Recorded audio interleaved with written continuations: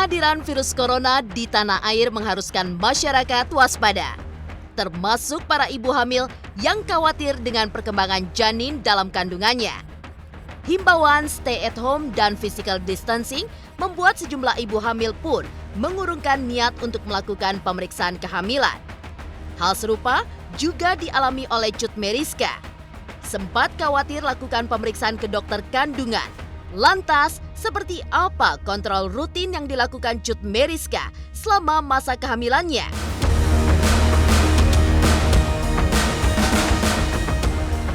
Patuhi peraturan yang telah ditetapkan oleh pemerintah. Cut Meriska atau yang akrab disapa Cika itu habiskan waktu sebulan penuh bersama sang suami Roger Danuarta di rumah. Jalani waktu berdua tak lantas membuat pasangan muda itu bosan. Berbagai aktivitas demi menghalau kejenuhan pun dilakukan. Lantas, hal-hal baru apa saja yang sudah dilakukan Roger dan Cika selama 30 hari di rumah? Benarkah keduanya juga tidak mudik demi ikut memutus mata rantai penyebaran COVID-19?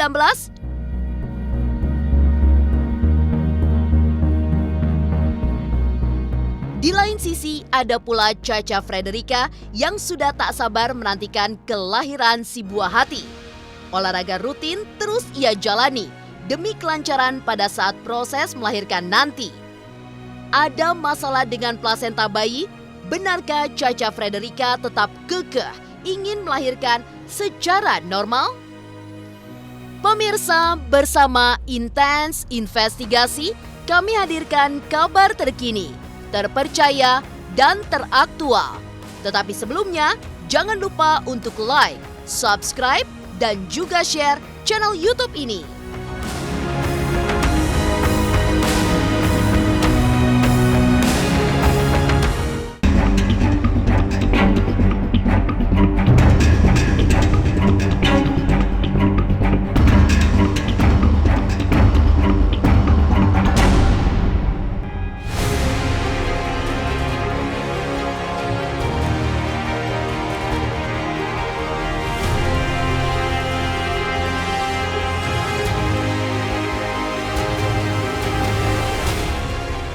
Kebahagiaan tengah dirasakan pasangan Cut Meriska dan Roger Danuarta. 3 bulan pasca menikah pada 17 Agustus 2019 lalu, Cut Meriska alias Cika mengumumkan kabar bahagia tentang kehamilannya.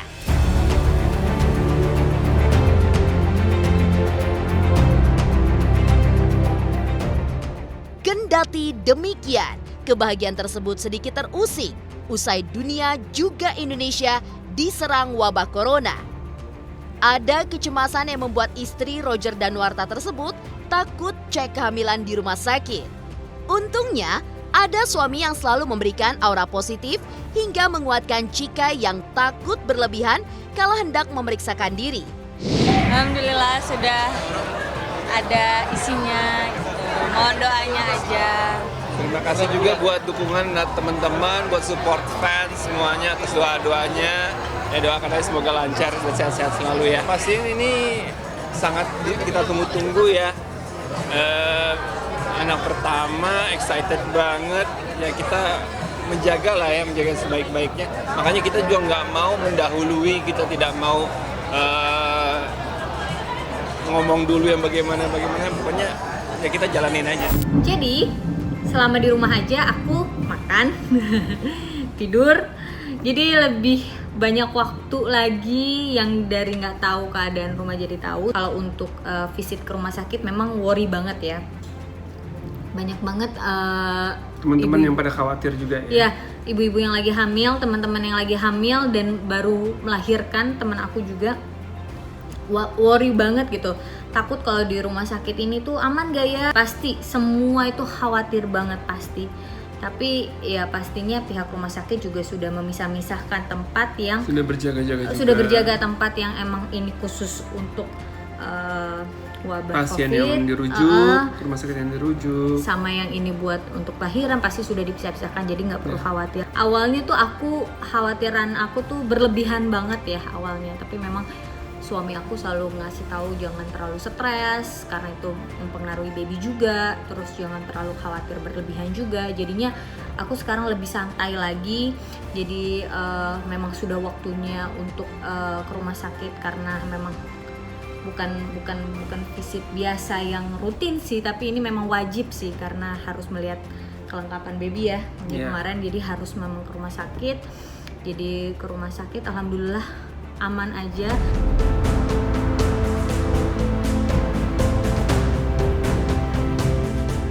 Sudah sepatutnya masyarakat ekstra waspada terhadap virus corona. Bagaimana tidak, dalam waktu 2 bulan, angka kematian di tanah air sudah mencapai 616 jiwa dengan total 7.135 kasus yang positif akibat virus corona. Angka tersebut dipercaya akan terus bertambah jika tak ada kesadaran masyarakat untuk mentaati peraturan pemerintah tentang physical distancing, juga diam di rumah saja. Pemerintah pun semakin tegas, tak hanya sekadar menerapkan PSBB alias pembatasan sosial berskala besar di beberapa kota besar, tapi juga resmi melarang aktivitas mudik mulai 24 April mendatang. Atas larangan tersebut, Roger Danuarta serta Cut Meriska ikut menghimbau kepada warga juga para fans agar patuh demi kenyamanan dan keamanan orang-orang tercinta di kampung halaman. Pada saat kita sudah menjalani bulan Ramadan, saat Lebaran nanti Idul Fitri, diharapkan untuk tidak mudik dulu karena kita yang terkena virus ini tidak merasa sakit, tidak mengeluarkan kita gejala. Kita nggak tahu gitu kalau kita. Tapi akhirnya kita bertemu dengan orang tua kita di sana, mereka sedang lemah badannya, mungkin akan mereka menjadi sakit. Tubuhnya. Pokoknya kita berharap semoga ini cepat berlalu, biar kita bisa melakukan aktivitas lagi. Jangan mudik dulu, please banget jangan mudik dulu. Itu sangat-sangat penting sekali, biar cepat-cepat kita memutuskan rantai wabah. Diam di rumah saja selama 30 hari, inilah deretan aktivitas yang dilakukan Roger Danuarta dan Cut Meriska agar tidak merasa bosan. Pemirsa Intens Investigasi, jangan lupa untuk like, subscribe, dan juga share channel YouTube ini. Saksikan Was-Was setiap hari Rabu dan Sabtu jam 3 sore.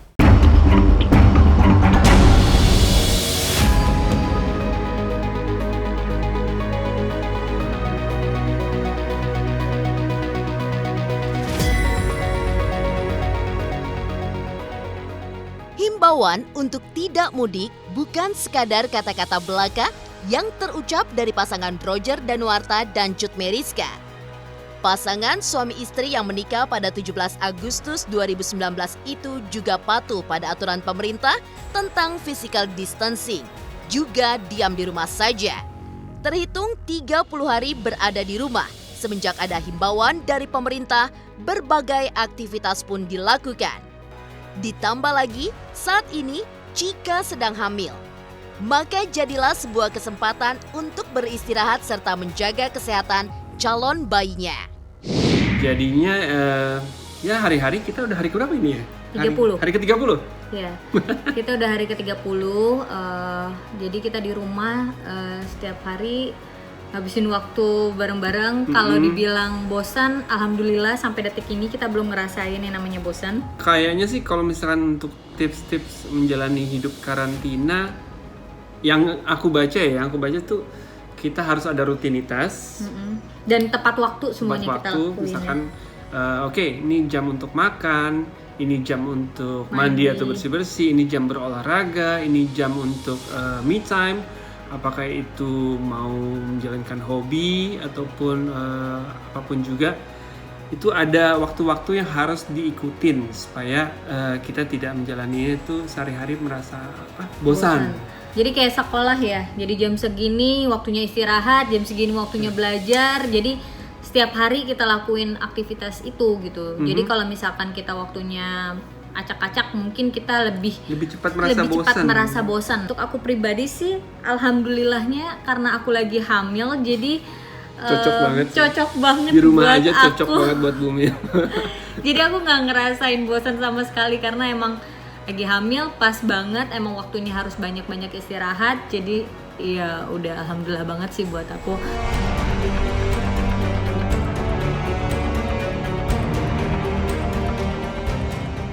Pemirsa Intens Investigasi, dengan adanya virus corona serta himbauan di rumah saja, maka berbagai hal yang telah lama mereka rencanakan kini dapat terrealisasi. Hampir setiap hari keduanya menyempatkan diri untuk membereskan sudut-sudut rumah yang tampak berantakan.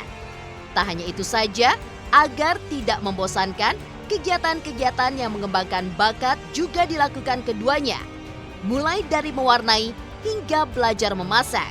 Kebetulan juga waktu itu kita pas lagi sibuk kerja, kita jarang di rumah ya. Jadi sempat tuh aku bikin things to do, apa yang harus dilakuin, apa yang mau dilakuin saatnya nanti ada waktu gitu.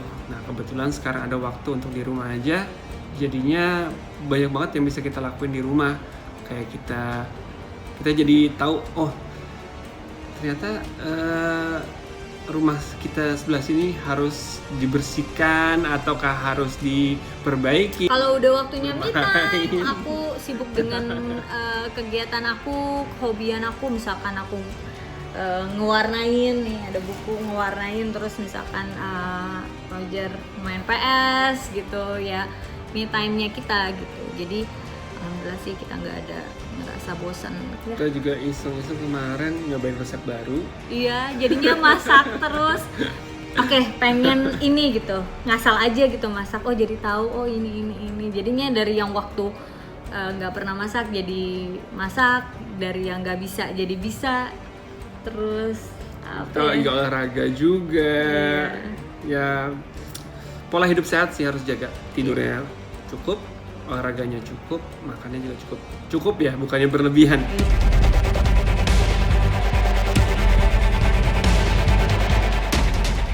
Jelang melahirkan bayi yang sudah ditunggu-tunggu selama 4 tahun pernikahan, ternyata ada masalah dengan plasenta bayi. Tapi benarkah Caca Frederica tetap kekeh untuk melahirkan secara normal? Pemirsa Intens Investigasi, jangan lupa untuk like, subscribe, dan juga share channel YouTube ini. Jangan lupa nonton Mantul Infotainment pastinya di YouTube channel. Like, share, and subscribe.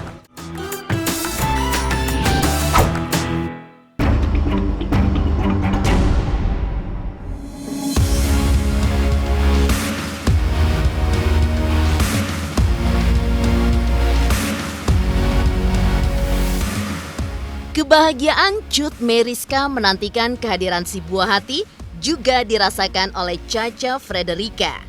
Bagaimana tidak, wanita yang telah menaruh harapan mengandung sejak menikah pada tahun 2015 silam dengan Diko Ganindito itu kini akhirnya bisa merasakan nikmatnya menjadi seorang ibu hamil. Memasuki usia ke-37 pekan kehamilannya, berbagai aktivitas pun ia geluti. Salah satunya yakni olahraga. Tak perlu rumit, sesuai dengan anjuran dari bidan yang menanganinya, hampir setiap pagi Caca menyisihkan waktu 1 jam untuk jalan santai serta melakukan squat. Tetap menjaga kesehatan dan kebugaran tubuh adalah prioritas utama Caca di tengah wabah corona yang sedang menggerogoti dunia. PR harus jalan setiap hari minimal 1 jam dari bidan aku bulanan, supaya insya Allah kepala babynya cepat masuk ke dalam panggul.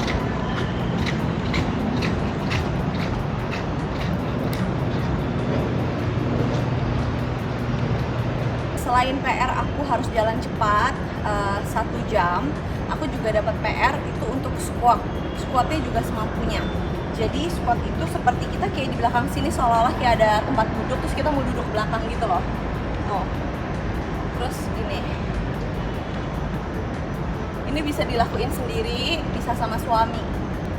Fungsinya buat apa? Buat ngebuka pelvis ini supaya anaknya kepalanya gampang masuk ke dalam sini gitu.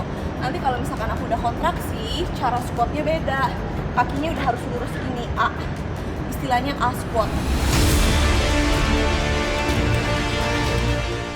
Pemirsa Intens Investigasi, olahraga saja tentu tak cukup untuk membuktikan bahwa bayi dalam kandungan seorang ibu hamil baik-baik saja.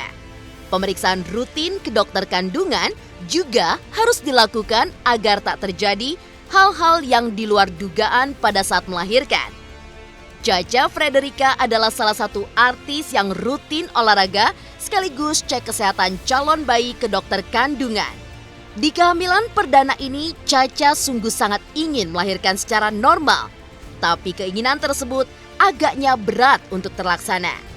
Pasalnya, posisi plasenta Caca berada di bawah rahim dan hal tersebut bisa mengganggu jabang bayi jika Caca tetap kekeh untuk melahirkan secara normal.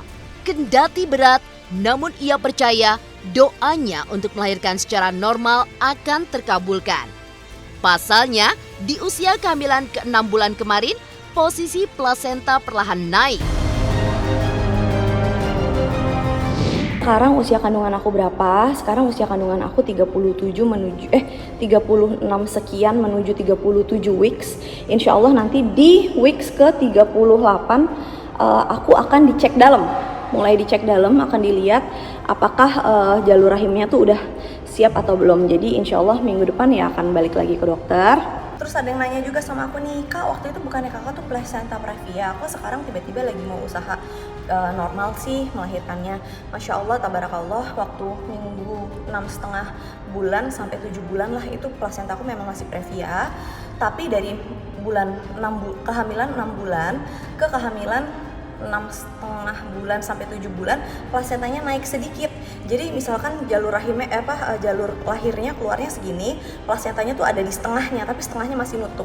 Kalau begitu keadaannya pun juga tidak mungkin bisa melahirkan secara normal. Kenapa? Karena gimana bayinya mau keluar, kepalanya lewat situ, jalannya kan cuma setengah gitu.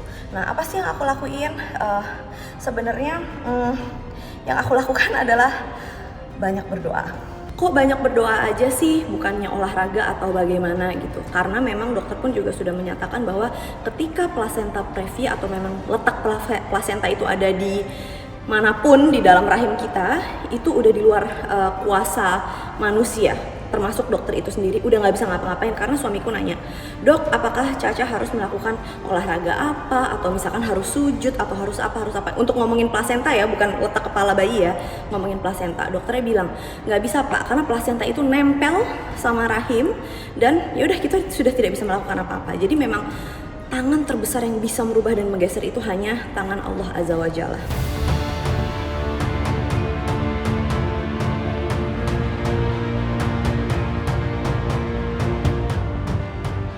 Demikian pemirsa, kabar terkini, terpercaya, dan teraktual yang kami hadirkan hari ini. Saksikan terus Intens Investigasi setiap hari Senin sampai dengan Jumat hanya di YouTube channel. Pastinya jangan lupa untuk like, subscribe, share, dan juga komen channel Intens Investigasi.